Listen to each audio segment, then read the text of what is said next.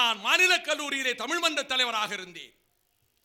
நான் மாப்போ சிலம்பு செல்வர் இல்லத்துக்கு சென்று நான் தமிழ் மன்றத்தின் தலைவர், நீங்கள் ஒரு பட்டிமன்றத்துக்கு நடுவராக இருந்து நடத்தி கொடுக்க வேண்டும் என்று கேட்டேன். அவர் சிரித்துக்கொண்டே சொன்னார், நான் இதுவரை எந்த பட்டிமன்றத்துக்கும் நடுவராக இருந்ததில்லை தம்பி, நீ என்னை நடுவராக இருக்க சொல்கிறாய் என்று கேட்டார். அதனால் தான் இதுவரை நீங்கள் செய்யாத ஒரு அரிய செயலை செய்வதற்கு எனக்கு ஒரு வாய்ப்பு தர வேண்டும் என்றுதான் உங்களிடம் நீங்கள் நடுவராக இருங்கள் என்று கேட்கிறேன் என்று. என்ன நினைத்தாரோ, சரி உன்னை நான் மறுக்க முடியவில்லை, வருகிறேன். ஐயா, தலைப்பை நீங்களே கொடுங்க, தலைப்பு நீங்களே கொடுங்க.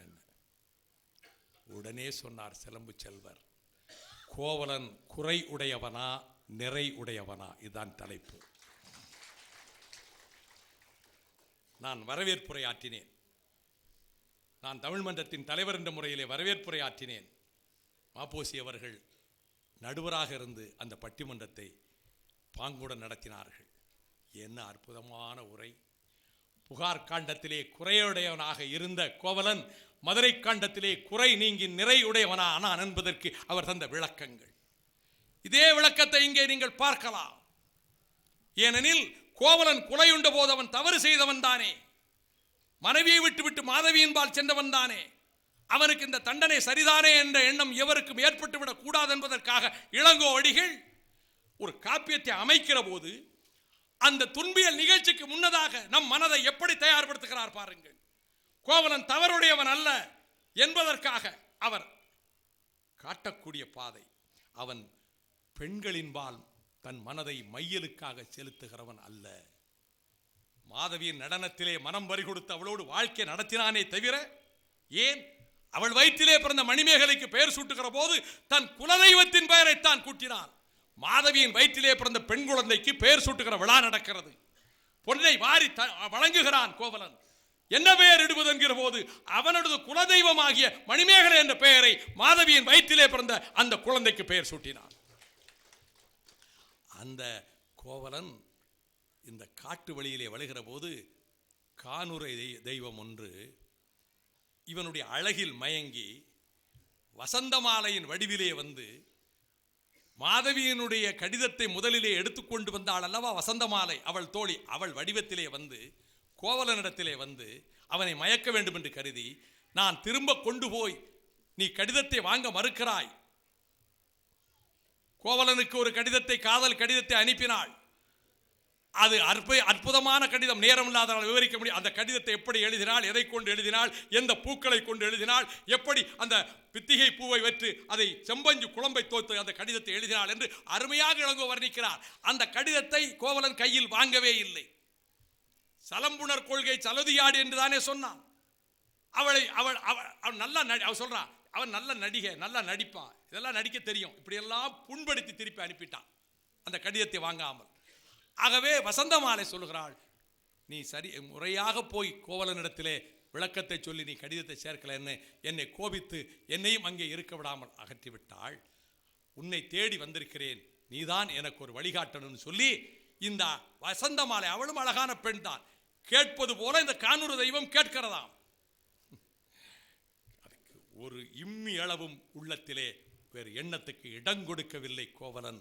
அப்பொழுதுதான் அந்த கானூறு தெய்வம் உண்மையை சொல்லி, நீ கவுந்தடிகளிடத்திலோ உன் பத்தினி தெய்வம் கண்ணகியிடத்திலோ இப்படி நான் வந்து கேட்டேன்னு சொல்லிராத என்று போய்விட்டது. ஆக ஒழுக்கம் உள்ளவனாக இருக்கிறான். அதுக்கு பிறகு மதுரைக்குள் வருகிறான். நான் வர்றேன். மதுரைக்குள் பல தெருக்கள் இருக்கின்றன. நகைக்கடை வீதி இருக்கு. என்ன துணிகளை அடுக்கி வச்சிருக்காங்களே, அப்படி அடுக்கி வச்சு மடிமடியா அடுக்கி வச்சிருக்காங்களே, அப்படி ஒரு தெரு இருக்கு. தானிய விற்கக்கூடிய தெரு இருக்கு, பொன்னகை விற்கிற தெரு இருக்கு, உணவு பண்டங்கள் விற்கிற தெரு இருக்கு. அந்த மதுரை நகரம் விடிய விடிய தூங்காத நகரம் என்று மதுரை காஞ்சி எழுதினான் அல்லவா. மாலையிலே புறப்பட்டு விடிய காலம் வந்து சேருவான் ஒரு புலவன், அவன் அவ்வளவு எழுதியிருக்கான். அதான் மதுரை காஞ்சி. மதுரை இரவு பூரா விழித்துக் கொண்டிருக்கிறது, இரவெல்லாம் என்ன நடக்கிறது எழுதியிருக்கான். அப்படிப்பட்ட மதுரை. அந்த மதுரையில் கணிகையர் வீதி இருக்கிறது, பரத்தையர் வீதி இருக்கிறது. அந்த வீதி வழியாகவும் செல்லுகிறான் கோவலன். அழகான பெண்கள் இருக்கிறார்கள், எழில்மிக்க நங்கையர் இருக்கிறார்கள். அவன் சித்தம் சிதறவில்லை. அவன் மனதிலே ஒரு அணு அளவும் அவனுக்கு காம இச்சை எழவில்லை. இதை இளங்கோ சொல்கிறான். ஆக அவன் உள்ளத்தில் காம இச்சை இல்லை. அது மட்டுமல்ல, அவன் உன்னதமான குணங்களை கொண்டவனாக இருக்கிறான் என்பதை கூறுவதற்காகவே, அவனுடைய இயல்புகளை கூறுவதற்காகவே அங்கே வரக்கூடிய மாடலமறையோன், அந்த மாடலமறையோன் சொல்றான் இந்த கோவலனை பற்றி, இவன் கடக்களிறு அடக்கிய கருணை மறவன், மணிமேகலை பிறந்தநாள் விழாவின் போது பொன்னை அள்ளி கொடுத்தவன், ஒருவனை பாதுகாக்க வேண்டும் என்பதற்காக மதம் பிடித்து வந்த யானையை அடக்கக்கூடிய வலிவு மிக்கவன், தோல் வலிவு மிக்கவன், மன திண்மை மிக்கவன். யார்? கோவலன். அவன் வணிகனின் மகன் மட்டுமல்ல, அவன் வணிகன் மட்டுமல்ல, வீரன், யானையை அடக்கக்கூடிய வல்லமை பெற்றவன், கடக்களிறு அடக்கிய கருணை மறவன். அப்படிப்பட்ட அவன் தன்னுடைய உற்றார் உறவினர்கள், தன்னுடைய சுற்றத்தார்கள் பசிப்பிடியெல்லாம் போக்கிய அவன் செம்மல் அல்லவா? உறவினர்கள் வறுமையெல்லாம் போக்குவதற்கு அள்ளி கொடுத்த செம்மல் அல்லவா? அதை போல கணவன் மனைவி, கீரிப்பிள்ளை கதை தெரியும் அல்லவா? நான் நேரத்தின் கதையை கருதி அந்த சொல்வதற்கு எனக்கு வாய்ப்பில்லை. அந்த கீரிப்பிள்ளையின் தலையிலே தண்ணீர் பானையை போட்டு பிள்ளையை கொண்டு விட்டது என்று கருதி, தவறாக கருதி, பாம்பை கடித்து குதறி வாயிலே வந்து ரத்தத்தோடு நிற்கிற கீரி உள்ளே தொட்டிலில் தூங்குகிற பிள்ளையை காப்பாற்றி விட்டோம் என்று சொல்ல வந்த அந்த கீரி பிள்ளை வாயிலே ரத்தத்தை பார்த்து தண்ணீர் குடத்தோடு வந்த அந்த பெண் தன் பிள்ளையைத்தான் கடித்து கொண்டு விட்டதோ என்று சொல்லி அதன் தலையிலே போட கீரி பிள்ளை நசுங்கி செத்து போய்விட்டது. கண்ணால் காண்பதுவும் போய் எதையும் பார்த்து எதையும் தவறான முடிவுக்கு வந்து விடாதீர்கள் என்பதற்காகத்தான் இந்த காட்சி. அந்த கணவன் மனைவிக்குள்ளே ஏற்பட்ட மனச்சங்கடத்தை போக்கி அவர்களுக்கு உருவருள் கொடுத்து நல்வழிப்படுத்த செல்லா செல்வன், நல்ல வழிகாட்டியவன், இவ்வளவு உயர்வுடையவன். ஆகவே கோவலனிடம் எந்த குறையும் கிடையாது. இத்தகைய சிறப்புகளோடு அவர்கள் மதுரைக்கு வருகிற போது அந்த மதுரையினுடைய சிறப்பை இந்த மாங்காட்டு மறையோன் தென்னவன் சொல்லுகிறான். தென்னவன் நாடு, இங்கே பாண்டிய மன்னர்கள் நாட்டிலே நீதி இருக்கிறது, இங்கே தீங்கு எதுவும் வராது, தீமையே வராது, இங்கு தீங்கு வராத நாடு. அது மட்டுமல்ல தோழர்களே, பகலிலே போகல வேண்டாம், கண்ணைக்கு ரொம்ப இந்த வெயிலில் போகிறது கஷ்டமாக இருக்கும், கவுந்தியடிகள்கிட்ட ராத்திரி இரவில் போகலாம் கோவலன் சொல்கிறான். ஏன்னா இரவில் இந்த பாதையில் போனாலும் புலி, கரடி, பாம்பு எதுவுமே ஒன்றும் செய்யாது. வழியிலே அதற்கு பாண்டிய மன்னர்களுடைய நல்லாட்சி நடக்கிறது, செங்கோல் ஆட்சி நடக்கிறது, எந்த ஆபத்தும் வராது என்று வழிபோக்கர்களும் சொல்கிறார்கள். தீது தீர் மதுரை என்கிறான், தீங்கே வராத மதுரை, அங்குதான் அவனுக்கு தீங்கு காத்திருக்கிறது. தென்னவன் நாட்டிலே நீதி இருக்கிறது, தென்னவன் மன்னவன் நாட்டிலே பாண்டிய மண்டலத்திலே நீதி தலைத்து ஓங்குகிறது என்று கூறுகிறான் கோவலன். ஆக பாண்டிய நாட்டிலே நீதி இருக்கிறது என்று இளங்கோ கூறுகிறார். அவர் சேர நாட்டிலே பிறந்தவர். சோழ நாட்டினுடைய பெருமையை சொல்லி பாண்டிய நாட்டின் பெருமைக்கு வருகிறார். பாண்டிய நாட்டினுடைய வளங்களை எல்லாம் சொல்லுகிறார். வைகை என்னும் பொய்யா குலை கொடி, பொய்யா குலக்கொடி, அந்த வைகை நதியினுடைய பெருமையை சொல்லுகிறார். அப்படி எங்கே? சேர நாட்டிலே பிறந்தவர். திருமாலின் மார்பிலே இருக்கின்ற மணியாரம் போல பெரியார் இருக்கிறது. இன்றைய முல்லை பெரியார் தான் பேரியார் என்று குறிப்பிடப்படுகிறது. பேரியார் அது திருமாலின் மார்பிலே இருக்கக்கூடிய மணியாரம் போல் இருக்கிறது.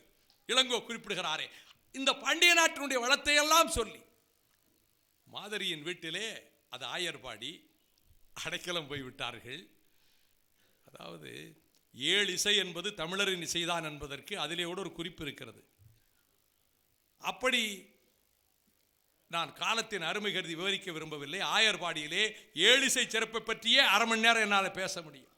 அதன் பிறகு ரொம்ப நாள் ஆச்சுல்ல, இரவு வேளையிலே அங்கே போய் ராத்திரி சாப்பிட்றதில்லை அவங்க வழக்கம். இளங்கோ சொல்லுகிறான், இரவிலே சாப்பிட்றதில்லை கோவலன். அவங்க இரவு போய் சேர்ந்துட்டாங்க. காலையில் இந்த மாதரி என்கின்ற அந்த ஆயர்குலத்து பெண் கண்ணகி கோவலன் இருக்காங்கல்ல, ரொம்ப காலம் கழிச்சு தானே அவர்கள் ஒன்றாக இருந்து சமைக்க போகிறாங்க. அதுக்காக அந்த மாதரியின் மகள் ஐயை என்கின்ற அந்த இள நங்கையும் மற்ற ஆயர்பாடி பெண்களும் சேர்ந்து வந்து இவங்க கிட்ட, அதாவது பல்வேறு காய்கள், அதில் காய்கள் எல்லாம் கொண்டு வந்து கொடுத்து, அந்த காய்கள் அதோட பழங்கள் வாழைப்பழம், மாம்பழம், அது பிறகு அவங்களுக்கு தேவையான சென்னல் அரிசி, பசு, நெய், மோர், பால் இவையெல்லாம் கொண்டு வந்து கொடுத்த உடனே அரிவாள் மனையிலே காய்களை எல்லாம், இந்த பசுங்காய்களை எல்லாம் கண்ணகி நறுக்கி வைக்கோல் வைத்து அடுப்பை மூட்டுகிறாள் ஐயை. அதுக்கு பிறகு இவ சமைக்கிறான். நெடிய காலத்துக்கு பிறகு, ரொம்ப வருஷத்துக்கு பிறகு சமைத்ததற்கு பிறகு, உணவு தயாரித்ததற்கு பிறகு கோவலன் வந்து உட்கார்றான். எந்த இடத்துல உட்கார்றான் தெரியுமா? பன தளிர்கள் இருக்குல்ல, பன ஓலை, தளிர் ஓலைகள், அதனால் நெய்யப்பட்ட இடுக்கு. பல கிராமத்தில் எனக்கு தெரிய இந்த மாதிரி இது ஓலை வீடுகளில் கீழே போட்டு உட்கார்றதுக்கு இருந்ததை நான் பார்த்துருக்கிறேன். அப்படிப்பட்ட இடுக்கு அதை போட்டு உட்கார்ந்து கோவலன் உட்கார்ந்த உடனே அவன் பாதங்களை தண்ணீரை விட்டு கழுவி அவனை சாப்பிட்றதுக்கு இலையை கொண்டு வந்து, குலை ஈனாத வாழை இலை, தலைவாழை இலையை கொண்டு வந்து போட்டு குமரி வாழையின் குறுந்தகம் விரித்து தண்ணீர் தெளித்து தன்கையால் தடவி தான் சமைத்திருக்கக்கூடிய உணவை எடுத்து கணவனுக்கு கொடுத்து அவன் உண்டு அவள் கண்டு மகிழுகிறான். அப்பொழுது இப்போ வந்து சொல்றான், உன்னை வந்து உடனே புறப்படுன்னு சொல்லி இந்த கொடுமையான பாதைகளில் இவ்வளவு வேதனையோட உனக்கு இவ்வளவு கஷ்டத்தை கொடுத்துட்டனே, அதை நினைச்சு நான் ரொம்ப வருத்தப்படுறேன்னு கோவலன் இப்போ வருந்துகிறான். கண்ணகியின் துயரத்தை எண்ணி வருந்துகிறான்.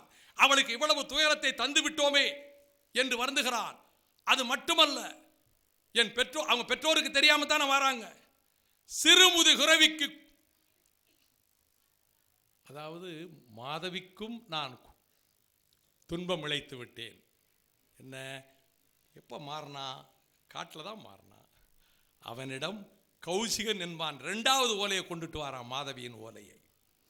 அதாவது கண்ணகி, மாதவி, கோவலன், பாண்டியன் நெடுஞ்செழியன், மாதரி, அதன் பிறகு வஞ்சிக்காண்டத்திலே இமயம் வரை சென்று படையெடுத்து சென்று குயிலாலுவத்திலே கனக விசையர் முடித்தலை நெறித்து கண்ணகிக்கு இமயத்தில் கல்லெடுத்து நீர்ப்படை செய்து திரும்பிய சேர மன்னன் செங்குட்டுவன், இப்படி ஒவ்வொரு பாத்திரத்தையும் சொல்லிட்டே போகலாம். அதில் மாதவி என்கிற பாத்திரம் 2000 ஆண்டுகளுக்கு முன்னாலே இருந்த இந்த சமூக வாழ்க்கையில் அவர் சொல்லுகிறான், சிறுமுது குரவிக்கு குறையும் செய்தேன்.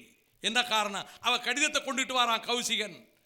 அவன் வருகிற போது கோவலனுடைய உடம்பு கொஞ்சம் மெலிஞ்சிருக்கு, அலைஞ்சு வந்திருக்கான்ல, மேனியிலே வாட்டம் காண்கிறான். இவன் கோவலன் தானான்னு சந்தேகம் வருது. உடனே ஒரு செடிக்கு பக்கத்திலே போய் மாதவி கொடு என்று சொல்லுவதை போல அவன் பேசுறான். மாதவிங்கிற பெயரை உச்சரித்த உடனே கோவலன் வந்து என்ன சொன்னேன்னு வந்து பக்கத்தில் வர்றான். அப்ப இவன் கோவலன் தான் நினைத்து கொண்டு கடிதத்தை நீட்டுறான். மாதவி கொடுத்த கடிதம். முதல் தடவை வசந்த மாலை கொண்டு வந்து கொடுத்த போது அவன் கடிதத்தை வாங்க மறுத்து விட்டான். இப்பொழுது கடிதத்தை வாங்குகிறான். மாதவியின் கடிதத்தை வாங்குகிறான். இங்கே காதலனுக்கு காதலி எழுதுவதாக அவள் எழுதவில்லை. காதலனுக்கு காதலி எழுதுவதாக எழுதவில்லை. கோவலனை அடிகள் என்று சொல்லி, அடிகள் முன்னர் யான் அடி வீழ்ந்தேன். கோவலனை அடிகளாக கருதி உங்க காலில் விழுகிறேன். அடிகள் முன்னர் யானடி வீழ்ந்தேன், வடியா கிளவி மனக்குடல் வேண்டும். இந்த கடிதத்தை தவறு இருக்கலாம், குறை இருக்கலாம், பொறுத்துக்கிட்டு இந்த கடிதத்தை படிங்க. வடியா கிளவி மனக்குடல் வேண்டும். குறவர் பணி அன்றியும் குலப்புற பாட்டியோடு இரவிடை கழிதற்கு என் பிழைப்பு அறியாது கையறு நெஞ்சம் கடியல் வேண்டும் பொய்தீர் காட்சி புறையோய் போட்டு. நீங்க ராத்திரியே புறப்பட்டு போனீங்களாமே காவிரி பூம்பட்டினத்தை விட்டு. செல்வ மகனே, மாளிகையில் பிறந்தவனே, எத்தனையோ குடும்பங்களை வாழ வைத்தவனே, நீ இரவோடு இரவாக காவிரி பூம்பட்டினத்தை விட்டு போய்விட்டாயாமே. உன் பெற்றோருக்கு தெரியாமல், உன் மாமன் மாமிக்கு தெரியாமல் இந்த இரவு வேளையிலே நீ சென்று விட்டாயாமே. அதுவும் உயர்ந்த குலத்திலே பிறந்த பத்தினி பெருந்தேவி கண்ணகியோடு, குறவர் பணி அன்றியும் குலப்பிறப்பாட்டியோடு, உயர்ந்த குலத்திலே பிறந்த உன் மனைவியோடும், உன் மனைவி கண்ணகி பெருந்தேவியோடும் இரவிடை கழிதற்கு, இரவோடு இரவாக செல்வதற்கு நான் எந்த தப்பும் செய்யலை. என் பிழைப்பு அறியாது, நான் எந்த தவறும் செய்யலை. கையறு நெஞ்சம் கடியல் வேண்டும் பொய்தீர் காட்சி புறையோய் போற்றி.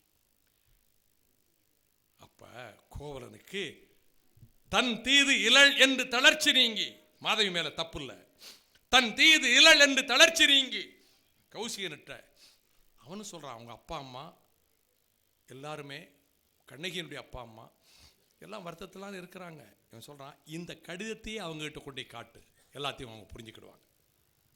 மாதவி தனக்கு எழுதிய கடிதத்தை அவனிடம் திரும்பி கொடுத்து, நீ கொண்டு போய் காவிரி பூம்பட்டினத்திலே பெற்றோரிடம் காட்டு, அவர்கள் உண்மையை உணர்ந்து கொள்வார்கள், ஏன் இப்படி வந்தேன் என்ற நிலைமையை புரிந்து கொள்வார்கள் என்று கூறுகிற அந்த கோவலன் தான் பின்னாலே ரொம்ப ரொம்ப 3 கனவுகள் வருதுங்க. இதில் முக்கியமான கனவுகள் இந்த காவியத்தில். ஷேக்ஸ்பியரில் ஜூலியஸ் சீசர் கிறிஸ்து பிறப்பதற்கு 44 ஆண்டுகளுக்கு முன்பு செனட் சபைக்குள்ளே நுழைவதற்கு முன்பு, அன்று செனட் சபைக்குள் சென்றால் அவன் கொல்லப்படுவான் என்கின்ற நிகழ்ச்சி நடப்பதாக இருக்கிறது. ஐட்ஸ் ஆஃப் மார்ச், மார்ச் 15 என்ற நிமித்திகன் எச்சரித்தான் அல்லவா லூபர்கால் திருவிழாவிலே. மார்க் ஆண்டனி சீசருக்கு தலையிலே முடிசூட்டுவதற்கு 3 முறை முயன்ற போது அவன் மறுதளித்தானே, அன்றைக்கு அந்த செனட் சபைக்கு அன்றைக்கு மார்ச் 15 எச்சரிக்கை என்றவன் சொன்னான். மார்ச் 15 செனட் கூடுகிறது. செனட் சபை கூடுவதற்கு முன்பு முதல் நாள் இரவில் அவன் மனைவி கலிபோர்னியா கனவு காண்கிறாள். அந்த கனவு அவளை பயமுறுத்துகிறது. அவள் சொல்லுகிறாள், சீசர் நான் இன்றைக்கு சபைக்கு போக வேண்டாம் இருக்கிறான், ஆனால் காஸ்காவும் காசியஸும் அவனை எப்படியாவது சபைக்கு கொண்டு போய் கொன்றுவிட வேண்டும் என்று முடிவெடுத்து விட்டார்கள், சதித்திட்டம் தீட்டி விட்டார்கள், அவனை அழைக்க வருகிறார்கள். நான் இன்று வரவில்லை என்கிறான். வருவதாக சொல்லிவிட்டு வரவில்லை என்றால் சீசரும் பயந்தவனா? அப்பதான் சொல்லுவாங்க, கோழை 100 முறை சாகிறான், வீரன் 1 முறை தான் சாகிறான். இதுதான் ஷேக்ஸ்பியர் அதில் எழுதினது. என்னை பொறுத்த மட்டும் வீரனுக்கு சாவே இல்லை என்பது என்னுடைய கருத்து. ஆகையினால அப்பொழுது மனைவி கலிபோர்னியா சொல்வா, நான் ஒரு கனவு கண்டேன், ஆண் சிங்கம் குட்டி போட்டது, நீரூற்றுக்களில் இருந்து ரத்தம் பீரிட்டடித்தது, உங்கள் மீது எண்ணற்ற கட்டாரிகள் பாய்ந்தன, இப்படி ஒரு கனவு கண்டதா சொல்லுவான். இங்கே 3 கனவு இருக்கு. தேவந்தி கண்ணகி இடத்திலே வந்து நாம் துறைகளிலே மூழ்கி காமவேல் கோட்டத்திலே வழிபட்டு வரலாம் என்று சொல்கிற அந்த கட்டத்திலே கண்ணகி சொன்னா, தீக்குன்றம் போலும் நான் ஒரு கனவு கண்டேன், அந்த கனவில் அதாவது ஒரு பெரிய நகரத்துக்கு நானும் என் கணவன் கோவலனும் போகிறோம், அந்த ஊரில் இடுதேள் இட்டனர், என் தலையில் தேள் போட்டது மாதிரி படாத ஒரு வார்த்தையை சொன்னாங்க. இப்படி ஒரு கனவு, என் தலையில் தேளை கொட்டியதை போல ஒரு வார்த்தையை சொன்னாங்க. என் கணவனுக்கு பெரிய தீங்கு நேர்ந்தது, என் கணவனுக்கு பெரிய தீங்கு நேர்ந்தது. அதன் பிறகு எங்கள் இருவருக்கும் ஒரு பெரிய ஒரு பெரிய உன்னதமான ஒரு இது கிடைச்சது. அதுக்கு பிறகு என்ன எங்களுக்கு ஏற்பட்டதுன்னு சொன்னால் அது நகைப்புக்கிடமாகும். விண்ணகத்துக்கு சென்றதாக அல்லவா பின்னால் வருது, அதை கனவுல பார்த்துட்டா, அதை சொன்னால் நகைப்புக்கிடமாகும். தீக்குற்றம் போலும் செறிதுடி என்று தேவந்தி இடத்துல சொன்னா கண்ணகி. கோவலன் பிரிந்திருந்த போது ஒரு கனவு கண்டேன், ஒரு நகரத்துக்கு சென்றேன், அங்கே தேள் கொட்டுவதை போல, தலையிலே வந்து தேள் கொட்டுவதை போல ஒரு சொல்லை சொல்லிவிட்டார்கள், என் கணவனுக்கு தீங்கு நேர்ந்தது. என்னுடைய அருமை சகோதரர்களே, 92ஆம் வருடம் இந்த பொன்னமராவதியில் கம்பன் கழகத்தில் நான் வந்து உரையாற்றி விட்டு சென்றேன். 93 அக்டோபர் 3ஆம் தேதி நான் ஒரு அறிக்கை தந்தேன். நான் அரசியல் பேசவில்லை, நான் ஒரு அறிக்கை தந்தேன். இதே சொல்லை அன்றைக்கு நான் பயன்படுத்தினேன். இளங்கோ பயன்படுத்தியதனால் அல்ல, என் உள்ளத்திலே ஏற்பட்ட வேதனை, என் நெஞ்சில் வெடித்த துயரம், என் நெஞ்சில் பாய்ந்த ஈட்டிகள், அதன் காரணமாக சொன்னேன். 1000 நச்சு பாம்புகள் என்னை தீண்டி விட்டன, 1000 தேள்கள் என்னை கொட்டிவிட்டன என்று 93 அக்டோபர் 3ஆம் தேதி பிற்பகலிலே ஒரு அறிக்கை கொடுத்தேன். இங்கே கண்ணகி கனவிலே சொல்லுகிறாள், தலையிலே தேள் வந்து கொட்டிற்று, ஒரு அடாத பழி எங்கள் மீது விழுந்தது, என் கணவன் அவனுக்கு பெரும் துன்பம் நேர்ந்தது, தீங்கு நேர்ந்தது. இதே போல ஒரு கனவு கோவலனுக்கு வருகிறது. அவன் இதை பற்றி சொல்லுகிறான். எங்கே? மதுரைக்கு நுழைவதற்கு முன்பு அவன் சொல்லுகிறான், நான் ஒரு கனவு கண்டேன், அந்த கனவு மிகுந்த, அந்த கனவில் நான் பெரும் துன்பத்துக்கு ஆளானேன் என்று சொல்வதற்காக என் உடைகளெல்லாம் அவிழ்க்கப்பட்டு ஒரு எருமை கடாவின் மீது ஏற்றப்பட்டேன். ஒரு பெரும் துன்பம் நேர்ந்தது. அப்படி ஒரு துன்பம் நேர்ந்ததன் விளைவாக அதன் பிறகு நானும் கண்ணகி பெருந்தேவியும் ஒரு உன்னத நிலைக்கு போனோம். என் மகள் மணிமேகலையை மாதவி புத்த அரவோனிடத்திலே ஒப்படைத்தாள். இப்படி நான் ஒரு கனவு கண்டேன். ஒரு பெரும் துன்பம் எனக்கு வரப்போகிறது என்று எண்ணி புகார் நகரத்தை விட்டு நான் வந்து விட்டேன். மதுரைக்குள்ள நுழையிறதுக்கு முன்னாடி சொல்றான். ஆக இந்த கனவு, இதற்கு பிறகு அவன் ஒரு 2 சிலம்புல ஒரு சிலம்பு தான் எடுத்துட்டு போறான். அதை சொல்லுறார் இளங்கோ. ஒரு சிலம்பை எடுத்துக்கொண்டு மாறி வருவன். நான் இதை போய் சிலம்பு முதலாக கொண்டு உலர்ந்த பொருள் ஈட்டுவேன், கலனை ஈட்டுவேன். நான் தொலைத்த பொருளை எல்லாம் இந்த ஒரு சிலம்பை வச்சு இதை முதலாக வைத்து நான் மீட்டு கொண்டு வருவேன். இந்த சிலம்பை முதலாக கொண்டு, நெஞ்சை எள்ளும் சிலம்பல்லவா, அந்த சிலம்பை முதலாக கொண்டு வருவேன். போயிட்டான். போன இடத்தில் எதிரே 1000 பொற்கொள்ளர்களோடு தலைமை பொற்கொள்ளன் உடன் வருகிறான். உடனே கோவலன் நினைக்கிறான், இது பட்டத்தரசி தான் இந்த சிலம்பை வாங்க தகுதி வாய்ந்தவள், இவர் தான் சரியான ஆள், இவர்கிட்ட சொன்னால் அவர்கிட்ட கொண்டு போய் இந்த பொதியில பூட்டி வச்சிருக்கான், சிலம்பை கையில் வச்சிருக்கான், ஒரு துணியில் சுற்றி வச்சிருக்கிறான். பட்டத்து அரசி அணியத்தக்க சித்திர வேலைப்பாடுகளும் வைரங்களும் மணிகளும் பதிக்கப்பட்ட ஒரு சிலம்பு இருக்கிறது, இது பட்டத்தரசிக்கு வாங்க தகுதியுள்ள சிலம்புன்னு சொல்லி கொடுத்த உடனே ஏற்கனவே அது திருண்டவன், அதை கைப்பற்றியவன்.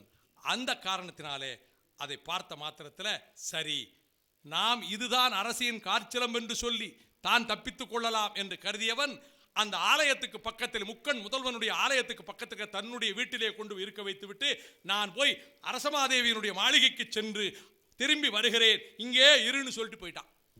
அங்கே என்ன, அரச சபையிலே பாண்டியன் நெடுஞ்செழியன் சபையில் இருக்கிறான். நடனம் நடக்கிறது. நடன மாதர்கள் நடனம் ஆடுகிறார்கள். அழகான நங்கையர். அந்த நடனத்திலே அவன் மனம் பறி கொடுத்து விட்டார் என்று கோப்பெருந்தேவிக்கு மனதுக்குள்ள ஒரு சின்ன கோபம். அந்த ஊடலினால் தலை நோவு என்று சொல்லி, தலைக்கு வருத்தம் என்று சொல்லி, தலை வலிக்கிறது என்று கோப்பெருந்தேவி அந்த புறத்துக்கு போயிட்டான். மன்னனுக்கு அவள் கோபித்துக் கொண்டு ஊடலிலே போய்விட்டாள் என்று புரிந்து விட்டது. சமாதானம் செய்யலான்னு அவனும் பின்னாடியே போயிட்டான். சமாதானம் செய்விக்கலாம் என்று போகிற போது இவன் வர்றான். இந்த சிலம்பை திருடியவன் வருகிறான். கோவலனை கல்வனாக்க சதித்திட்டம் வகிக்கின்றவன் வருகிறான்.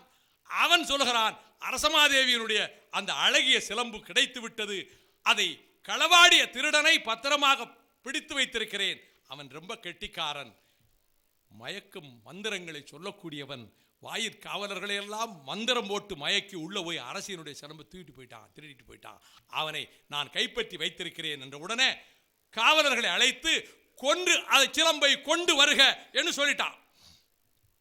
ஆராயாது வழங்கிய தீர்ப்பு என்பதற்கு அடிப்படை இதுதான். அதுக்கு என்ன காரணம்? அதுக்கு ஊழ்வினை காரணம்.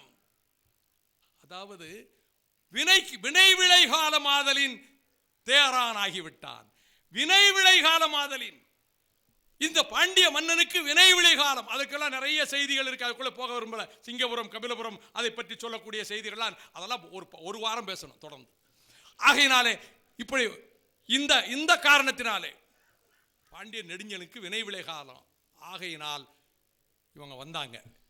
கோவலங்கிட்ட வந்த உடனே இந்த 2 பேர் வாயில் காவலை அழைச்சிட்டு வராங்கல்ல, வந்து பார்த்தவுடன் அதிலே ஒருவன் சொல்கிறான், இவனுடைய அங்க அவயவ லட்சணங்களை பார்க்கிற போது இவன் கொலைக்கு உரியவன் அல்ல, இவன் கொலை செய்யப்பட வேண்டியவன் அல்ல, இவன் உத்தமனாக தெரிகிறான், இவன் நல்லவனாக தெரிகிறான், இவன் எப்படி கொலை செய்யறதுன்னு கேட்கிறான்.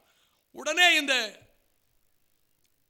சிலம்பை திருடியவன் இருக்கிறான், அவன் சொல்றான், திருடர்கள் எல்லாம் எவ்வளவு கெட்டிக்காரன் தெரியுமா, எவ்வளவு கெட்டிக்காரத்தனமா திருடுவாங்க தெரியுமா. அதுக்கு பல செய்திகளை சொல்றான். இப்போ உங்களை உடனடியாக அனைவரும் ரசிக்க வைக்கணும்னா ஒரே வார்த்தையில் என்னால் சொல்ல முடியும்.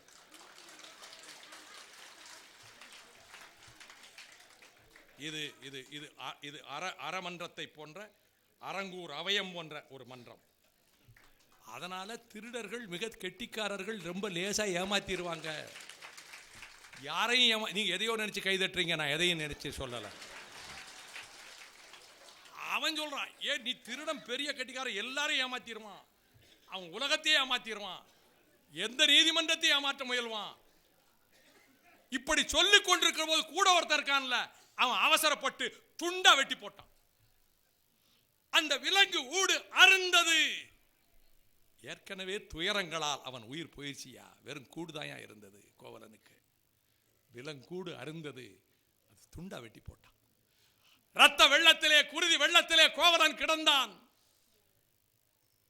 மன்னவன் செங்கோல் விளைந்தது, அங்கே சொல்கிறார், அங்கேயே செங்கோல் விளைந்தது ஊழ்வினை காரணமாக. அதுவும் சொல்றார், அது ஊழ்வினை காரணமாக. இப்ப செய்தி வந்து விட்டதல்லவா. அப்பொழுது கண்ணகி பெருந்தேவி சான்றோரு முண்டுகோல் சான்றோரு முண்டுகோல், பெண்டிரு முண்டுகள் பெண்டிரு முண்டுகோல், வைவாளில் தப்பிய மன்னவன் கூடலில் தெய்வமும் உண்டுகோல் தெய்வமும் உண்டுகோல். இங்கே தெய்வம் இருக்கிறதா, சான்றோர் இருக்கிறார்களா, பத்தினி பெண்கள் இருக்கிறார்களா என்று வினவியவாறு அங்கே போறா. ரத்த வெள்ளத்திலே கிடக்கக்கூடிய கோவலனை, குருதி வெள்ளத்திலே வெட்டுண்டு கிடக்கக்கூடிய தன் காதல் குழலனை அப்படியே அள்ளி அணைக்கிறா. அது மனதுக்குள்ள தோன்ற காட்சி. அவன் உயிர் பெற்று எழுந்ததை போல. இது வந்து ஒரு உருவக காட்சி மனதுக்குள்ள. உனக்கு எவ்வளவோ துன்பத்தை கொடுத்துட்டேன், நீ வருந்தாதே என்று சொல்லி அவன் மீண்டும் அடங்கி விட்டதாக இந்த சந்தர்ப்பத்தில் அவள் நினைவுக்கு வருது. கனா நினைவுக்கு வருது. காவலன் முன்னல் கட்டுரைத்தேன், கனாவுல சொன்னாள்ல, காவலன் முன்னர் போய் நான் கட்டுரைத்தேன், அது ஞாபகத்துக்கு வந்துருச்சு. இதோ புறப்படுகிறேன், இங்கே மன்னவனுடைய சபைக்கு போகிறேன். பட்டாங்கு யானுமோர் பத்தினி ஆகில் ஒட்டேன் அரசோடு ஒழிப்பேன் மதுரையை, அரசோடு மதுரையை ஒழிப்பேன் என்று கூறி புறப்பட்டு விட்டாள். வாயிலோயே வாயிலோயே, அதாவது அறிவு கெட்டு போன அரசனுடைய அரச சபையில் இருக்கக்கூடிய வாயிலோயே.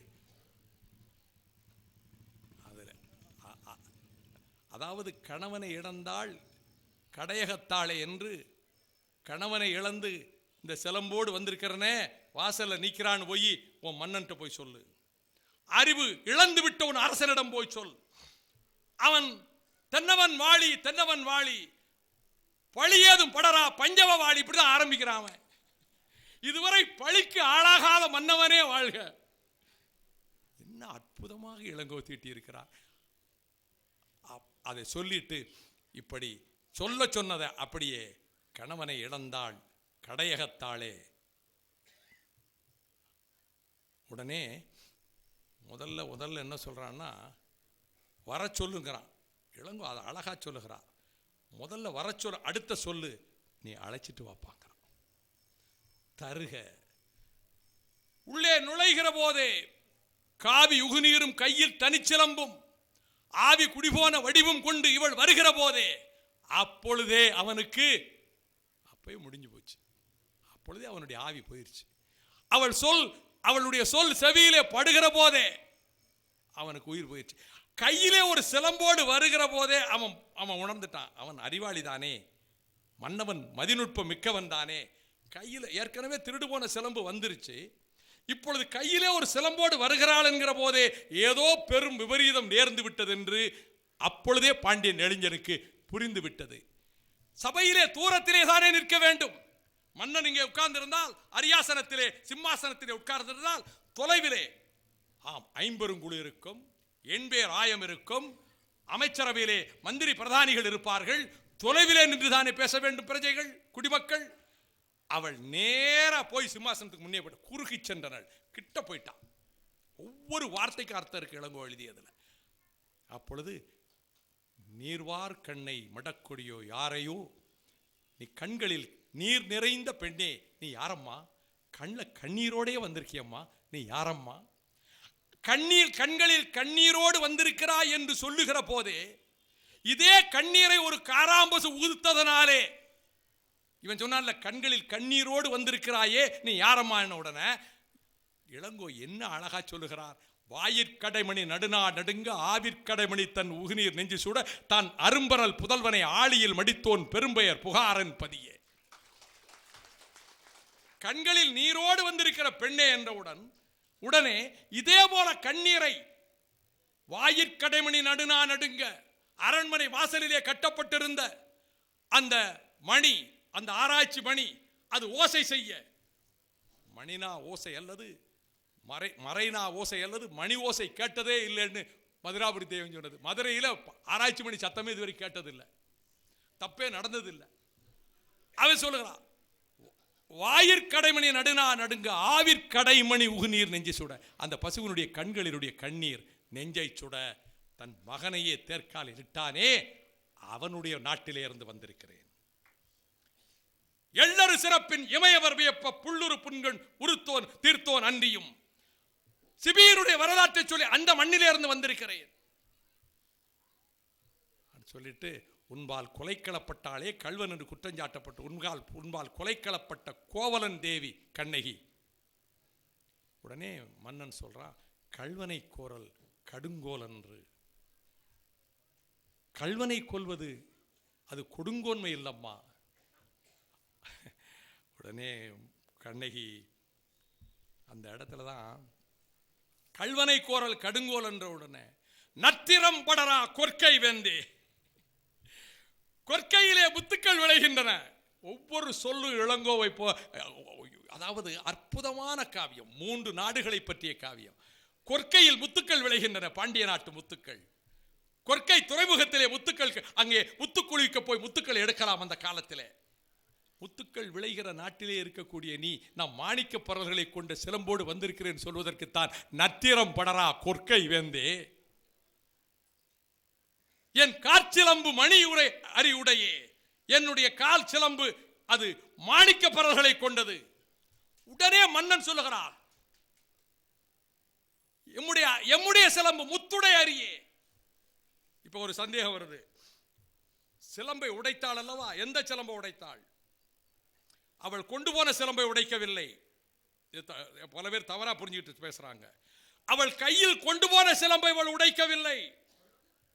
அப்படி அவள் உடைத்திருந்தால் ஒரு வாதம் எழலாம்.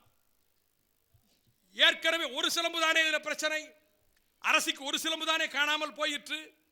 ஒருவேளை கோவலன் 2 சிலம்புகளில் ஒரு சிலம்பை எங்கேயோ போய் அதை வித்துட்டோம், தப்பு பண்ணிட்டோம், அல்லது காணாம போக்கிட்டோம், அதுக்கு பிறகு அரச சபையில் போய் திருடியிருக்கான்னு நினைக்க வரலாம். 1%. அதனால்தான் ஒரு நூல் கூட நீதிமன்றத்திலே தவறக்கூடாது. ஆகையினால் இப்பொழுது இந்த வார்த்தை வந்த உடனே மன்னவன் தருக என்கிறான்.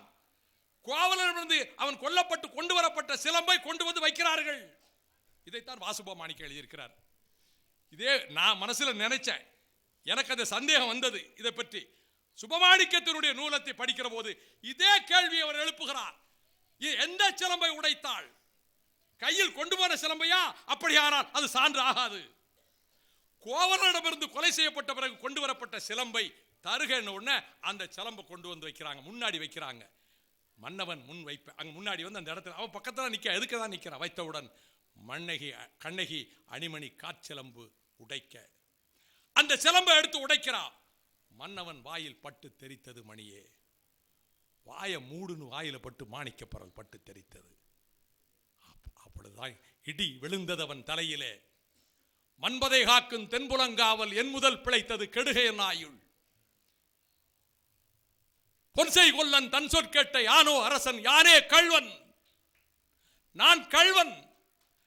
ஆகவே என்னுடைய ஆயுள் இதோடு முடியட்டும். இந்த தென்னவர் காவல் நீதி எல்லாம் என்றால் அழிந்து விட்டது. மன்பதை காக்கும் தென்புலங்காவல் என் முதல் பிழைத்தது கெடுகை ஆயுள். அப்பொழுதே அவனுடைய உயிர் கீழே விழுந்து, அதே வேளையில் இதுல என்னன்னா கோப்பெருந்தேவி இந்த கண்ணகி வர்றதுக்கு 2 நிமிஷத்துக்கு முன்னாடி உள்ள வர்றா. அவ உள்ள வர்றதுக்கு ஒரு 2-3 நிமிடத்துக்கு முன்னாடி வந்து மன்னன் கிட்ட சொல்ல ஆரம்பிக்கா. என்ன சொல்ல ஆரம்பிக்கா? தோழி கிட்ட சொன்னதை சொல்ல ஆரம்பிக்கா. நான் ஒரு கனவு கண்டேன் நேற்று. அந்த கனவில் இங்கே செங்கோலும் குடையும் வெண்கொற்ற குடையும் முறிந்து விழுந்தது. மணி ஓசை, ஆராய்ச்சி மணி ஓசை கேட்டது. இரவிலே வானவில் எழுந்தது. பகலிலே நட்சத்திரங்கள் தெரிந்தன. 8 திசைகளும் அதிர்ந்தன. என்ன அருமையான கனவு சொல்றான்.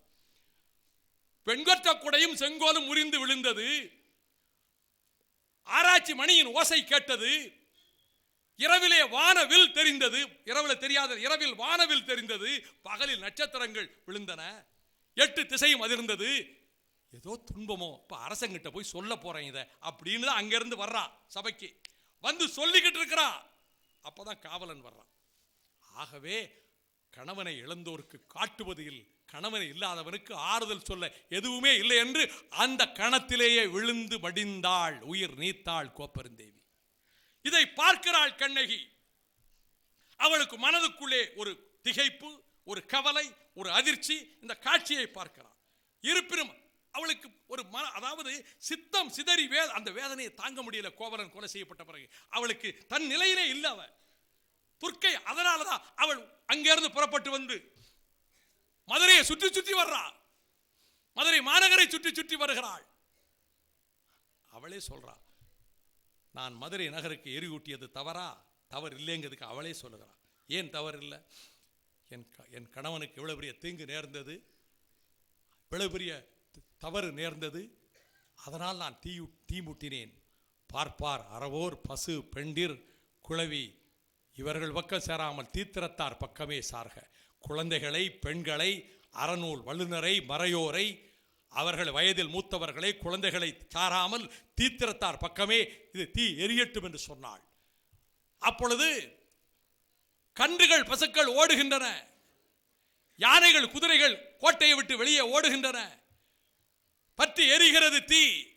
இதில் ஒரு அரிய காட்சி பின்னால வஞ்சிக்காண்டத்திலே இதை பற்றி மாடல மறையோன் செங்குட்டோன்ட்ட என்ன நடந்ததுன்னு சொல்லுகிற போது அது ரொம்ப அருமையான காட்சிங்க. அந்த இடத்துல இந்த மாதரி என்கின்ற ஆயர்குல நங்கை, இந்த இடையர் குலம் என்று சொல்லப்படும் அந்த சிலப்பதிகாரத்தில் அந்த ஆயர் பாடியில் இருக்கக்கூடிய அடைக்கலமாக, தாயே இவளை வச்சு காப்பாத்தம்மான்னு கவுந்தேரிகள் விட்டுட்டு போனாங்களே, அந்த மாதரி தன் மகள் ஐயையெல்லாம் காட்டான். அவ அடைக்கல பொருளாக வந்தவளை இழந்தேன், கோவலன் மடிந்தான், கோமகன் அரசன் தவறு செய்தான், நான் அடைக்கலமாக வந்த கோவலனை இழந்தேன், கண்ணகியை இழந்தேன், இங்கிருந்து போயிட்டாள்ல என்று பற்றி எரிகிற மதுரை நெருப்பிலே பாய்ந்து உயிரை விட்டாள். எரியும் தணலிலே தன்னுடைய பாய்ந்து மாய்ந்து உயிரை தந்தாள். இதன் பிறகு கண்ணகி அப்படியே நடந்து வர்றா. எங்க முதல்ல சுத்தி வர்றா, அப்படியே வேதனை, அப்படியே நெருப்பா இருக்கிறா. ஞாயிறு கிட்ட போனா நெருப்பாக இருக்கும், நெருப்பாக இருக்கிறா. வலது கையால் இடது பொங்கையை திருகி மதுரை மீது வீசி எறிந்தாளே, அப்பதான் தீ பிடிக்குது. அதன் பிறகு குன்றம் வரை வருகிறாள். அப்படியே வர்றா. குண்டத்திலே அந்த மரத்தடியில் நிற்கிற போது கொஞ்சம் அமைதி பெறுகிறாள். அப்பொழுது அமைதி இருக்கிற போது வானவர்கள் கோவலனை காட்டி அழைத்து விண்ணகத்துக்கு தேரில் இட்டு சென்றதாக, அங்கிருக்கிற குறவர்கள் அனைவருமே இதை பார்த்ததாக, குன்ற குறவர்கள் கண்டதாக, இந்த காட்சியை கொண்டு போய் சேர வேந்தன் இமயவரம்பன் நெடுஞ்சேரலாதனுடைய மூத்த மகன். இமயவரம்பன் நெடுஞ்சேரலாதன் இமயத்திலே விற்கொடியை பொறித்தவன். அவன் மகன் சேரன் செங்குட்டுவன் வேண்மாளோடு இருக்கக்கூடிய இடத்துக்கு போய் இந்த செய்தியை சொல்லுகிறார்கள். இதுதான் விஷயம். இதை சொல்லுகிற போது, வேண்மாள் இருக்க இடத்திலே சொல்லுகிற போது சாத்தனாரும் அங்கே இருக்கிறார். மணிமேகலை எழுதிய சாத்தனார் என்று வைத்துக் கொள்ளுங்கள். அப்போ என்ன நடந்ததுன்னு கேட்கிற போது சாத்தனார் இந்த கதையெல்லாம் சொல்லுகிறார், இந்த நிகழ்ச்சியெல்லாம் சொல்லுகிறார். புகாரில் இருந்து இங்கே கோவலன் கொலை செய்யப்பட்டு பாண்டியன் நெடுஞ்செழியன் உயிர் நீத்து மதுரை எரிந்து அதற்கு பிறகு கண்ணகி அமைதி அடைந்து அமைதி உள்ளவளாக போனது. இதில் ஒன்று கவனிக்கணும். பொறாமை இல்ல மன்னர்களிடத்திலே, இளங்கோ காட்டு மன்னர்களிடத்திலே ஒற்றுமை இருந்தது. சேர சோழ பாண்டியர்களிடத்திலே அப்படி ஒரு தமிழகத்தை உருவாக்க நினைக்கிறார், அப்படி ஒரு தமிழகத்தை நிர்ணயிக்க நினைக்கிறார் இளங்கோவடிகள். அதனால் தான் செங்குட்டுவன் சொல்லுகிறான், அப்படியா நீதியில் பிழைத்தான், தவறு செய்தான் யார்?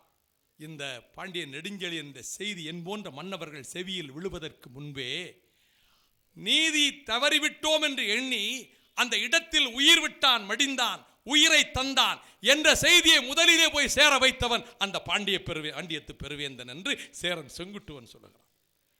நெடுஞ்செழிய மன்னவன் நீதி தவறிவிட்டான் என்ற செய்தி என் போன்ற மன்னவர்கள் செவியில் விழுவதற்கு முன்பு தன் ஆவியை தந்து வளைந்த செங்கோலை நேராக நிமிர்த்தி செல்ல தன் ஆவியை தந்தான் என்று. பல்வினை வளைத்த கோலை மன்னவன் செல்லுயிர் செல்கையில் நிமிர்த்தி சென்றது. இதை சொல்றது யாரு? செங்குட்டுவன் சொல்றான்.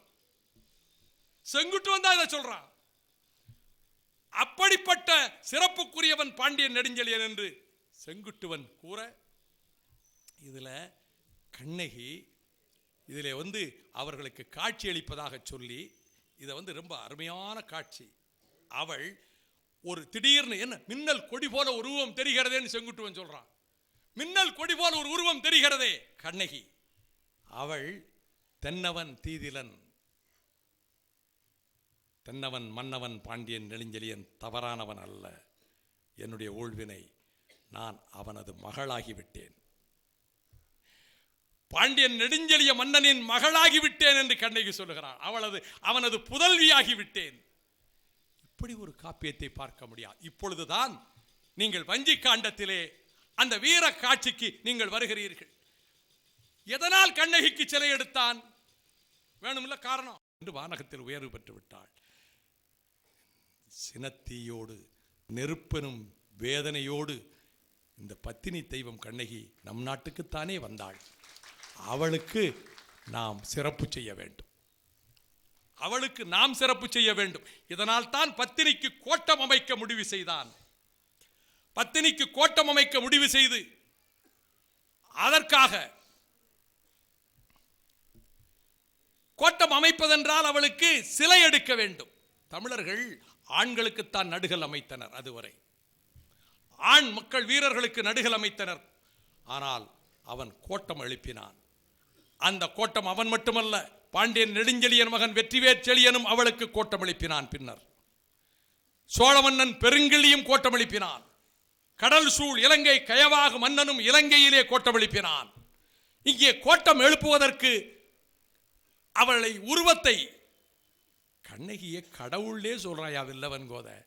அந்த கடவுள் உருவம் எழுத கல்லொன்று தேவை. புலவர்கள் சொல்றாங்க, பொதிய மலையிலே கல் எடுத்தால் அது சிறப்பாகாது.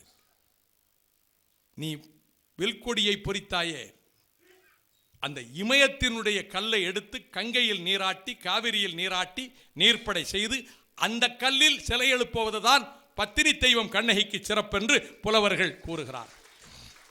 அப்படியானால் இமயத்துக்கு சென்று கல்லெடுத்து வந்து அந்த கல்லை கண்ணகிக்கு சிலை அமைக்க கல்லெடுத்து வர வேண்டும் என்போது படைத்தலைவன் வில்லவன் கோதை சொல்லுகிறான். ரொம்ப அருமையா சொல்றான் வில்லவன் கோதை. இப்பொழுதே வடபுலத்து மன்னர்களுக்கெல்லாம் செய்தி அனுப்பிடுவோம். என்ன செய்தி? வில், கயல், புலி இந்த 3 கொடிகளையும் உங்கள் நாடுகளிலே நீங்கள் பறக்க விட வேண்டும். சேரமன்னனுடைய வில் கொடியை மட்டும் ஏற்ற வேண்டும் என்று வில்லவன் கோதை சொல்லவில்லை. தமிழர்களிடத்திலே ஒற்றுமை வேண்டும் போர்க்களத்துக்கு செல்லுகிற போது என்பதற்காக இதை நான் குறிப்பிடுகிறேன். ஒன்றுபட்டு எழுவானால் இந்த இனத்துக்கு நிகரான இனம் இந்த அகிலத்திலே இல்லை, உலகிலே இல்லை. இதை வில்லவன் கோதை சொல்லுகிறான். விற்கொடியும் கயல் கொடியும் புலிக்கொடியும் பறக்கட்டும் வட நாடுகளிலே.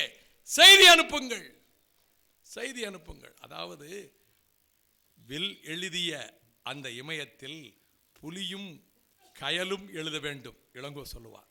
இதை சொன்ன உடனே அமைச்சராக இருக்கிற அழும்பில்வேல் சொல்லுகிறார், வில்லவங்கோத இதுக்கு வடநாட்டுக்கு தகவல் அனுப்ப வேண்டாம்ப்பா. இந்த நாவலந்தீவு பூரா இருக்கக்கூடிய பகை நாட்டு ஒற்றர்கள் நம்ம நகரனுடைய கடை வாசல்லையே கிடக்கிறான். பாருங்க, நம்ம என்ன பேசுறோம்னு ஒற்றர்கள் வந்து கேட்பாங்கன்னு நீங்க நினைக்கிறீங்கல்ல. அவன் சொல்றான், அழும்பில்வேல் அமைச்சர் சொல்லுகிறார், எப்பா இதுக்கு வடநாட்டுக்கு செய்தி அனுப்ப வேண்டாம். எல்லா வேற்றரசர்களுடைய பகை அரசர்களுடைய ஒற்றர்களும் நம் நகரத்தின் கடைவாயிலேயே காத்து கிடக்கிறான். என்ன செய்தி கிடைக்கும்னு இங்கே முரசறைந்தால் போதும், அவன் நாட்டுக்கு தகவல் சொல்லிடுவான். இந்த சூழலில் தான் வடபுலத்திலே இருந்து வருகிறார்கள் மாதவத்தார். மாதவத்தார் வந்து செங்குட்டுவனிடம் சொல்லுகிறார்கள். என்ன சொல்லுகிறார்கள் என்றால், அங்கே இந்த மின்னொளிர் பாயும் இமயத்தின் நெற்றியில் வில் எழுதிய காலத்தில் எம்போலு மன்னர் ஆங்கில்லை போலும். இந்த விற்கொடியை பொறிச்சாங்கிறான்ல, என்னை போன்ற மன்னர்கள் ஆங்கில்லை போலும். வில் மட்டும் சொல்லலை, இங்கே தான் பார்க்கணும் இந்த சிறப்பை. இப்போ ஒரு அழைப்புதல்ல நீங்கள் வந்து முத்தமிழ் பாசற, நீங்கள் யார் வரவேற்கிறது, யார் நன்றி சொல்கிறது, யார் முன்னிலை அப்படின்னு பேர் போட்டிருக்கீங்க. இது அரசியலுக்கு அப்பாற்பட்ட ஒரு அமைப்பு. ஒரு எந்த அமைப்புலையும் பேரை போடுகிற போது மனச்சங்கடம் வந்துடக்கூடாது. இவரை முன்னிலையில் முன்னாடி போட்டிருக்காங்க, பின்னாடி போட்டிருக்காங்க, இவர் பேரை கடைசியில் போட்டாங்க, இது வரும் இல்லை, எந்த அமைப்பிலையும் அரசியல் கட்சிகளே வரலாம். பேரை முதல்ல போடலை, ரெண்டாவது போடல, மூணாவது போடல. இளங்கோ அதாவது வில்லவன் கோதை சொல்லுகிற போது வில், கயல், புலி இந்த 3 கொடிகளும் பறக்கட்டும் இந்த வருஷப்படுத்துறார். இளங்கோ அதையும் எழுதுகிறார். விற்கொடி சேரமன்னன் கொடி, கயல் கொடி மீன் கொடி பாண்டிய மன்னன் கொடி, புலிக்கொடி சோழ மன்னன் கொடி என்று அந்த வரிசைப்படுத்துகிறார். ஆனால் இளங்கோ செங்குட்டுவன் வாயிலாக சொல்லுகிற போது இந்த செய்தி வந்ததல்லவா, இதை எம்போலும் மன்னர் அங்கில்லை போலும் என்று அந்த செய்தியை சொல்ல வருகிற போது விற்கொடி, புலிக்கொடி, கயல் கொடின்னு வரிசையை மாத்திட்டார். இப்பொழுது புலிக்கொடியை நடுவிலும் மீன் கொடியை கடைசியிலுமாக வைத்து, இதெல்லாம் ரொம்ப நுணுக்கமான செய்திகள். அப்படி சொன்னதுனால, அதாவது வாய்வாள் ஆண்மையில் வண்டமிழ் இகழ்ந்த கனக விசயர், இங்கே மன்னர்னு சொல்லல, தமிழை இகழ்ந்தான். தமிழ் நாட்டை, தமிழ் மண்ணையோ ஒரு சேர நாட்டையோ இகழ்ந்ததா சொல்ல, வாய்வாள் ஆண்மையின் வண்டமிழ் இகழ்ந்த கைவேல் தடக்கை கனகனும் விசயனும். கனக விசயர் தமிழை இகழ்ந்தார்கள். அது மட்டுமல்ல, அதாவது ஆற்றல் நிறைந்த தமிழை அவர்கள் இகழ்ந்தார்கள். இந்த மன்னர்கள், ஆரிய மன்னர்கள், கனக விசயர். அவர்கள் முடித்தலை நெறித்து வருவேன், இதோ இந்த வாளில் வஞ்சி மாலை சூட்டி புறப்படுகிறேன், வாளும் குடையும் பெயர்த்து எழுகிறான். நான் அப்படி அவர்களை வென்று பத்திரி தெய்வத்துக்கு இமயத்திலே கல்லெடுத்து வராவிடில் நான் கொடுங்கோலன் என்று இந்த மக்கள் என்னை பழிதூற்றட்டும் என்று படையெடுத்து செல்கிறார். 100 கண்ணர் வருகிறார்கள். அரசனா போகணும், இதுக்கு நாங்க போய் அங்கே போய் அவர்களை அடக்கி நாங்கள் கல்லை கொண்டு வருகிறோம் என்ற போது இல்லை, அவன் தமிழை இகழ்ந்தான், அவர்களுக்கு தமிழினுடைய ஆற்றலை தெரிவிக்க வேண்டும் என்று வடபுலத்துக்கு சென்றான். இந்த போர்க்கள காட்சிகளை இளங்கோ அதிகமாக அதில் ஏற்படக்கூடிய காட்சிகளை கம்பனை போல் வர்ணிக்கவில்லை. மதுரை தீப்பிடிக்கிற போது ஏற்படுகிற துயர காட்சிகளை அதிகமாக வர்ணிக்கவில்லை. அந்த போர்க்களத்திலே போருடைய நிலைமைகள் எல்லாம் சொல்லுகிறார். போரிலே எப்படிப்பட்ட குயிலாலுவத்திலே வெற்றி பெற்று கனகனும் விசயனும் பாலகுமாரன் போன்ற மகனும், இந்த கனக விசயர் 52 பேரும் இவனை தான் இழிவா பேசினவங்க, தப்பி ஓடுறான், வேஷம் போட்டுக்கிட்டு ஓடுறான், வேற மாதிரி ஜடாமுடி தரிச்சிட்டு ஓடுறான். எல்லாரையும் கைப்பற்றி அவர்களை கொண்டு வந்து அவர்கள் தலையிலே பத்திரி தெய்வத்துக்கு இமயத்திலிருந்து கல்லெடுத்து வந்து இங்கே நீர்ப்படை செய்திருக்கக்கூடிய வேளையில், அதற்கு பிறகு இங்கே கொண்டு வந்து பத்தினி தெய்வத்துக்கு கோட்டை வைக்கிற போது அவர்களை விடுவிச்சுட்டான். தெரிஞ்சுக்கிடுங்க, சேரமன்னன் கனக விசயரை விடுவித்தான், கைது செய்து வந்த மன்னர்கள் அனைவரையும் விடுவித்தான், சிறைச்சாலையில் இருந்த அனைவரையும் விடுவித்தான். தமிழர்கள் எங்கும் ஆதிக்கம் செலுத்த விரும்பியதில்லை. தமிழ் மன்னர்கள் தங்கள் ஆற்றலை வடக்கே கொண்டு போய் நிலைநாட்டினார்களே, அவர்கள் எந்த கட்டத்திலும் ஆதிக்கம் செய்ய விரும்பவில்லை, தங்களுடைய வலிமையை பறைசாற்றினார்கள். அப்படி ஒவ்வொரு 3 நாடுகளையும் பற்றி கூறுகிற போது எத்தனை செய்திகள், பாண்டிய நாட்டின் வளத்தை, சோழ நாட்டின் வளத்தை, சேர நாட்டின் வளத்தை. ஆமாம், அம்மானை வரியிலே சோழ நாட்டின் பெருமையை, சோழ மன்னனின் பெருமையை, கந்துக வரியிலே பாண்டிய மன்னனின் பெருமையை, ஊசல் வரியிலே சேர மன்னனின் பெருமையை, இவற்றையெல்லாம் சொல்லி வரிசையாக அவர்களுடைய இசைக்கருவிகள், அவர்கள் பயன்படுத்திய பொருட்கள், ஒவ்வொரு நாட்டிலும் இத்தனையும் கூறி கடைசியிலே இவையெல்லாம் முடிந்து வெற்றி பெற்று பத்திரிக்கு கோட்டம் எழுப்பி, கண்ணகிக்கு சிலை எழுப்பி, அந்த பத்திரி கோட்டம் அந்த விழாவுக்கு கடல் சூழ் இலங்கை கயவாக மன்னனும் வந்து இவ்வளவும் சிறப்பு செய்ததற்கு பிறகு நிறைவாக இளங்கோ என்ன சொல்லுகிறார்? கவலையை விடுங்கள், கவலை துன்பம் வாழ்க்கையில் வரத்தான் செய்யும். நீங்கள் பொய் சொல்லாதீர்கள், கொலை செய்யாதீர்கள், புறங்கூறாதீர்கள், செய் நன்றி மறவாதீர்கள், பிறருக்கு உதவுங்கள், அடுத்தவர்களின் துயரத்தை, மனிதநேயம், அடுத்தவர்களின் துயரத்தை தீருங்கள். இளமையும் யாக்கையும் செல்வமும் நில்லா. இந்த இளமை நில்லாதது, யாக்கை நில்லாதது, செல்வம் நில்லாதது. அதை போல உளநாள் இருக்கிற நாளை நீ இல்லாம ஆக்க முடியாது. எத்தனை வருடம் இருக்கிற இருந்துதான் தீரணும். சாவையும் நீ தடுக்க முடியாது, மரணத்தையும் தடுக்க முடியாது. ஆகவே இந்த மல்லமா ஞாலத்து வாழக்கூடிய மக்களே, பிறர் கண்ணீரை துடைக்கின்ற வகையிலே நீங்கள் ஒழுக்க நெறிமிக்க அற நெறிமிக்க வாழ்க்கையை நீங்கள் நடத்துங்கள் என்று கூறி முத்தமிழுக்கு சிறப்பு செய்தார். இதற்கு நிகரான காப்பியம் காவியம் எந்த மொழியிலும் எதிலும் கிடையாது. வீரம் உண்டு, இசை உண்டு, கலை உண்டு, தமிழரின் பெருமை உண்டு, தன் மானம் உண்டு. அத்தனை சிறப்பு இதற்கு நிகரான நீதி நூல் உலகிலேயே கிடையாது. அப்படிப்பட்ட நெஞ்சை அள்ளும் சிலம்பு. இது எத்தனை ஆயிரம் ஆண்டுகள் ஆனாலும் இது நிலைத்திருக்கும். ஆனால் என்னுடைய அருமை சகோதரர்களே, சகோதரிகளே, இதற்கு இதைவிட எத்தனையோ பணுவல்களை நாம் இழந்தோம்.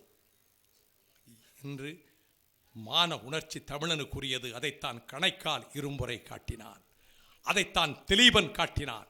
இந்த நிகழ்ச்சிக்கு வருவதற்கு முன்பு என் நெஞ்சை தாக்கிய செய்தி அண்ணன் பல நெடுமாறன் சொன்னார். நம் வீரத்தாய் மாவீரர் திலகம் பிரபாகரனை 2 திங்கள் மணிவேட்டிலே சுமத்த நம்முடைய அருமை அன்னை பார்வதி அம்மாள் மிகவும் நலிவுற்று இருக்கிறார்கள். வாழ்க்கையினுடைய அந்திம கட்டத்திலே இருக்கிறார்கள். அவர்களுக்கு மிகுந்த துயரமான நேரம் சிவாஜிலிங்கம் சொல்லி இருக்கிறார். ஏ தாயகமே, ஏ தமிழகமே, இந்த தமிழகத்திலே நீதி நெறி நிலைத்து நின்றது. அப்படி நீதியை நிலைநாட்டிய மன்னர்கள் வாழ்ந்தனர். மானத்துக்காக உயிர்களை தந்தனர். புகழரின் உயிரையும் கொடுப்பர், பழியனின் உலகுடன் பெறினும் கொள்ளனர் என்று வாழ்ந்தனர். அப்படி மானம் போற்றி வாழ்ந்த மக்கள், அறம் போற்றி வாழ்ந்த மக்கள், உலக சிறக்க வாழ்ந்த மக்கள், உலகத்துக்கு பருத்தி ஆடைகளை, பட்டு ஆடைகளை தந்த மக்கள்.